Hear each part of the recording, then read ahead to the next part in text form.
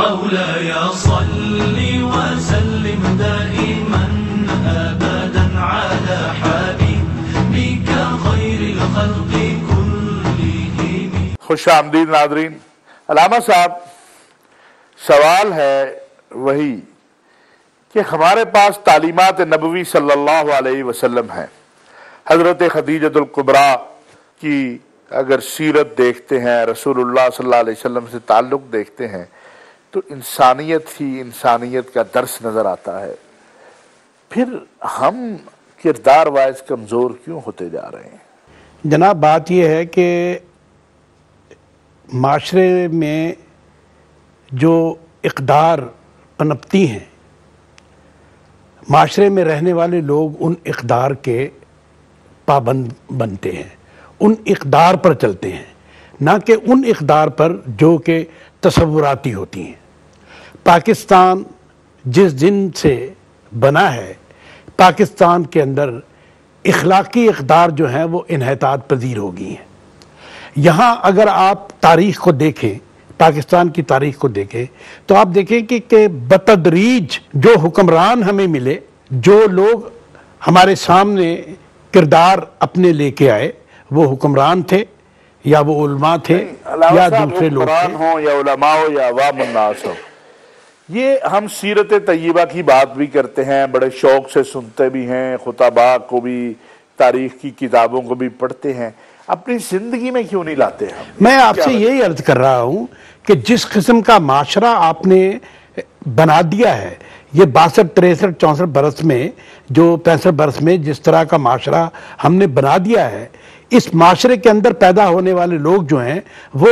اسی طرح کے رویوں کا اظہار کریں گے جس طرح یہ میں مثال کے طور پر حضرت خدیجۃ الکبریٰ کی آج بات کر رہے ہیں. حضرت خدیجۃ الکبریٰ رضی اللہ تعالیٰ کی گود میں حضرت فاطمہ الزہرا. اللہ اکبر. اب حضرت فاطمہ الزہرا کا آپ پوری کی پوری تاریخ میں آپ ان کا کردار دیکھیں،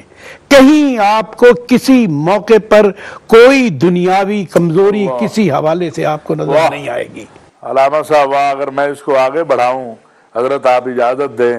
تو میں کہتا ہوں کہ سیدہ فاطمہ کی تربیت سیدہ خدیجہ کے ہاتھوں اور حسنین کی تربیت سیدہ فاطمہ کے ہاتھوں، تو اسلام کی پہلی تائید اللہ نے خدیجہ سے کروائی اور اسلام کی آبیاری اللہ نے حسین کے خون سے کروائی. نانی بھی اعلیٰ، نواسا بھی اعلیٰ. یہ تو علامہ صاحب بالکل، یہ تو بڑی بات. تو میں عرض یہ کر رہا ہوں کہ آپ جو ایک موڈ ہوتا ہے انڈسٹری میں، اب مثلا کھلونے بنانے والوں کے موڈ ہے، جو شیر کا موڈ ہے اس کے اندر آپ پلاسٹک ڈالیں گے وہ شیر بن کے باہر آ جائے گا. جو گدھے کا موڈ ہے اس کے اندر آپ گدھا ڈالیں گے وہ گدھا بن کے. معاشرہ ایک موڈ ہوتا ہے، اس کے اندر جو چیز پنپے گی وہ اس معاشرے کے حوالے سے جو ہے وہ پنپے گی. آج ہمارے بات بے معنی، آج ہمارا کردار بے معنی، آج ہماری ریاست بے معنی،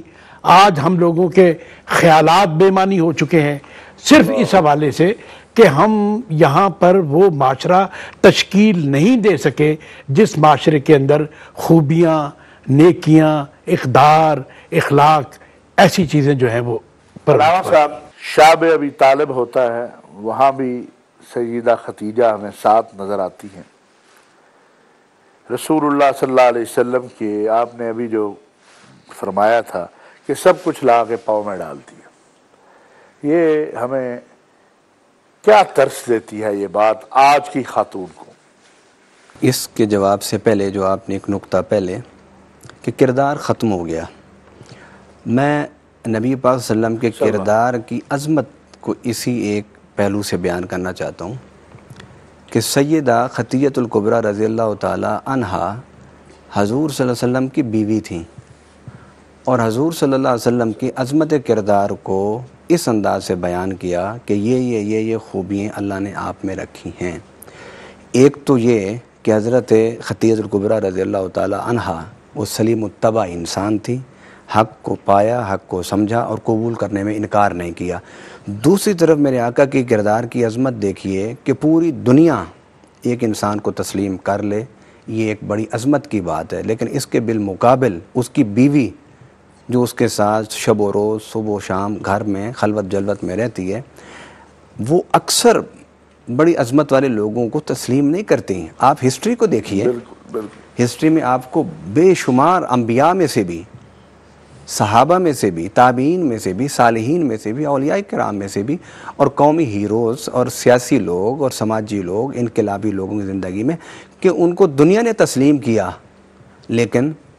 بیوی نے تسلیم نہیں کیا، اور عظمت کے معراج پر پہنچنے کے باوجود بیویوں نے تسلیم نہیں کیا۔ اور میں قربان جاؤں حضرت خدیجہ الکبریٰ پر اللہ کہ ابھی حضور صلی اللہ علیہ وسلم صرف غار حرا سے واپس آئے ہیں اور ورقہ بن نوفل سے بات سنی اور کلمہ پڑھ کے مسلمان ہو گئی ہیں۔ حضور کی عظمت کردار کا اس سے بڑا کوئی ثبوت نہیں میں ہے۔ تو سمجھتا ہوں کہ عظمت رسول اللہ صلی اللہ علیہ وسلم کی اس وقت ہی سیدہ خدیجہ کے دل میں آ گئی جب وہ ان کا مال تجارت لے کر گئے اور واپس آئے۔ میں تو حضرت یہ سمجھتا ہوں کہ ادھر سے ہی آغاز ہو گیا تھا، پودا وہیں سے لگ گیا، وہ تناور درخت اس وقت بنا جب غار حرا سے رسول اللہ صلی اللہ علیہ وسلم وہ تسلیم کر لیا تجارت کی صداقت سے، بالکل پھر خامد بنایا، پھر خامد بنانے کے بعد جو حضور کی کردار کو دیکھا وہ نتیجہ غار حرا کے بعد اسلام پر، اور پھر اسلام پر استقامت بالکل کہ مشکلات پریشانیاں جو کچھ بھی آئیں، آپ اپنا مال حضور کو دیتی گئیں، کسی ایک مرحلے پر بھی مجھے نہیں ملا احادیث میں، سیرت میں، سوانح حیات میں، کہیں بھی کوئی ایک جملہ بھی کہ کسی وقت سیدہ خدیجہ نے کہا ہو کہ میرا اتنا مال تھا سارا ختم ہو گیا ہے، کہاں گیا سارا مال؟ معاف کیجئے میں ایک چھوٹی سی بات کروں کہ اس ہمہ جہت محبت کا، اس ہمہ جہت توجہ کا آپ ذرا اعتراف کریں اور اس کے ساتھ اندازہ کریں کہ جب تک وہ حیات رہیں رسول اکرم نے دوسری شادی نہیں کی۔ بالکل آپ دیکھیں ذرا اللہ کس قدر ہمہ جہت توجہ حضرت خدیجہ الکبریٰ نے دی۔ ہم دیکھتے ہیں حدیث میں اور تاریخ کی کتابوں میں اور اسی طرح حضرت فاطمہ الزہرا بالکل جب تک وہ حیات تھی حضرت علی کرم اللہ وجہہ نے دوسری شادی نہیں کی۔ جی تو میں وہ عرض کر رہا تھا کہ آپ نے ایک دفعہ بھی نہیں پوچھا کہ میرا مال کدھر گیا، سب ختم ہو گیا۔ بالکل صحیح۔ آپ نے اشارہ فرمایا شاب ابی طالب، شاب ابی طالب میں جب محصور تھے تو آپ کا باقی جو پیسہ مال دولت تھا وہ پانی خریدنے اور ضروریات خریدنے کے لیے صرف ہوتا تھا، کیونکہ اہل مکہ مشرکین اور منافق و کفار وہ بڑے مہنگے داموں میں یہ چیزیں وہاں پہنچنے دیتے تھے۔ حضرت خدیجہ نے کوئی پرواہ نہیں کی اور وہاں سارا پیسہ لٹا دیا۔ اور آپ نے گفتگو کے آغاز میں جو جملہ ارشاد فرمایا کہ عام الحزن اللہ نے کہ نبی نے اسے قرار دیا جس سال حضرت بی بی خدیجہ الکبریٰ دنیا سے تشریف لے گئیں، اس کے ساتھ دیکھیے کہ اگر یہ عام الحزن، ایک تو ایک لفظ ہے نا عام الحزن کہ حزن کا سال، بالکل اس کی گہرائی کو اگر آپ سمجھنا چاہیں تو واقعہ معراج کو دیکھیں۔ بالکل مفسرین و محدثین فرماتے ہیں کہ حضور صلی اللہ علیہ وسلم کو سفر معراج کرانے کی ایک وجہ یہ بھی تھی کہ آپ حضرت خدیجہ الکبریٰ کی وفات کے بعد بہت زیادہ غمگین تھے، رب العالمین نے ان کے اس غم کو دور کرنے کے لیے معراج کی عظمتوں سے نوازا۔ اللہ واہ واہ واہ واہ کمال ہے۔ اور ایک اور علامہ صاحب تاریخ میں حدیث دیکھ رہا تھا کہ رسول اللہ نے فرمایا خدیجہ تیرے لیے جبرائیل نے سلام بھیجا ہے اور وہ اللہ کا بھی تیرے لیے سلام لے کر آئے۔ جواب سنیے آرام سے۔ سیدہ خدیجہ فرماتی ہیں اللہ تو ہے ہی سلامتی، اس کے سلام کا میں کیا جواب دوں؟ اللہ دیکھیں کمال۔ اسی حدیث سے پہلے یہ حدیث کا اختتام جو آپ نے بیان فرمایا، اس سے پہلے میرے آقا صلی اللہ علیہ وسلم نے فرمایا اے خدیجہ تم نے اس وقت میری مدد کی اور مجھ پر ایمان لائی کہ جب لوگ مجھے جھٹلاتے پھر رہے تھے، اللہ اکبر، اس وقت تو نے مجھے میری مدد کی، مجھ پر ایمان لائی اور مسلمان ہوئی۔ اور اس سے اگلا جملہ یہ جو آپ نے ابھی فرمایا کہ حضرت جبرائیل امین میرے پاس آئے ہوئے ہیں اور وہ کہہ رہے ہیں کہ خدیجہ اللہ تجھے سلام کہتا ہے۔ تو حضرت خدیجہ نے فرمایا اللہ کا میں کیا جواب دوں سلام کا، وہ تو خود سلامتی ہے، ہاں جبرائیل کو میری طرف سے وعلیکم السلام کہتے ہیں۔ دیکھیے درجہ دیکھیے۔ اور پھر علاوہ صاحب رسول اللہ صلی اللہ علیہ وسلم جب کبھی کوئی بکری ذبح کرتے یا جانور ذبح کرتے تو اس سے گوشت جو ہے وہ حضرت خدیجہ کی سہیلیوں کو بھی بھیجتے، اور کبھی بھی کسی کو حق نہیں دیا یہ کہ وہ سیدہ خدیجہ کے بارے میں کوئی ایسی بات کہے۔ سیدہ عائشہ سے روایات ہیں کہ میں کبھی یہ جملہ کہتی کہ آپ اس بوڑھی کا ذکر کر رہے ہیں تو رسول اللہ غمگین ہو جاتے۔ یعنی یہ عالم تھا محبت کا رسول اللہ صلی اللہ علیہ وسلم سے۔ اور پھر اگلا اعزاز تو ہے ہی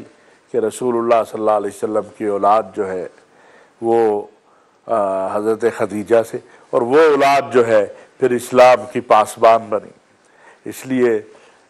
میں سمجھتا ہوں کہ سیدہ خدیجہ کی عظمت جو ہے وہ حسینیت میں بھی نظر آتی ہے، وہ محمد عربی صلی اللہ علیہ وسلم کی جانثاروں میں بھی نظر آتی ہے، اور پھر ایک اور جو آخری جملہ جو ہے، چونکہ وقت کی قلت ہے علامہ صاحب، اس پہ میں چاہوں گا مختصر آپ کی، کہ تجارت کا رستہ کہ خاتون بھی تاجر ہو سکتی ہے شریعت کے اصولوں کو اگر وہ نظر انداز نہ کرے، اسلام اس کو اس بات کا حق دے دیتا ہے۔ اگر اس بات کا حق نہ ہوتا تو پھر رسول اللہ صلی اللہ علیہ وسلم سیدہ خدیجہ کا مال تجارت تو لے کر نہ جاتے۔ یعنی اس میں دو حصے آپ کر لیں، ایک ہے حضرت خدیجہ کا اعلان نبوت سے پہلے کا تجارت کرنا، اور ایک ہے اعلان نبوت کے بعد تجارت کرنا۔ نبی پاک صلی اللہ علیہ وسلم نے اعلان نبوت کے بعد سیدہ خدیجہ کو تجارت سے منع نہ فرما کر اس بات کی تاکید فرما دی کہ معاشرے میں اگر عورت اپنے لیمیٹیشنز کے اندر رہتے ہوئے کوئی کردار ادا کرنا چاہتی ہے، رہتے ہوئے اس کی ممانعت نہیں ہے۔ عورت معلمہ بن سکتی ہے، عورت بینکر بن سکتی ہے، عورت ٹیچر بن سکتی ہے، عورت تاجر بن سکتی ہے، عورت پولیس میں نوکری کر سکتی ہے، عورت فوج میں نوکری کر سکتی ہے، عورت نرس بن سکتی ہے، ڈاکٹر بن سکتی ہے، اور بالخصوص وہ شعبے کہ جس میں عورتوں کی ضروریات بھی اسی طرح ہی ہیں جس طرح مردوں کی، اس میں تو ہماری عورتوں کو باہر نکل کے آ کے پارٹیسپیٹ کرنا چاہیے، تاکہ معاشرے کو استوار کرنے میں، تعمیر کرنے میں جب تک مرد اور عورت دونوں مل کر کام نہیں کریں گے، معاشرہ کبھی آگے نہیں متشکل نہیں ہو سکتا۔ بہت شکریہ علامہ صاحب آپ کا، علامہ صاحب آپ کا بھی، آپ دونوں حضرات نے، یہ تو ایسا موضوع ہے کہ کئی پروگرام بھی ہم کریں تو کم ہیں، اور ہم نے کوشش کی کہ ہم اپنی طرف سے کچھ حصہ ڈال لیں۔ ناظرین، کوئی تبصرہ آج نہیں، اتنا ہی کہوں گا کہ سیرت خدیجۃ الکبریٰ پر تو ہر میری بہن کو عمل کرنے کی کوشش کرنی چاہیے، بیٹی کو عمل کرنے کی کوشش کرنی چاہیے، اور پڑھنا چاہیے۔ جب آپ پڑھیں گے سیرت خدیجۃ الکبریٰ کو تو آپ بہت سارے معاملات میں آپ کی رہنمائی ہوگی۔ اللہ کریم ہم سب پر اپنا فضل کرے اور ہمیں رمضان المبارک کی برکتوں سے مالا مال فرمائے۔ وما علینا صلی وسلم دائما ابدا علی حبیبک خیر الخلق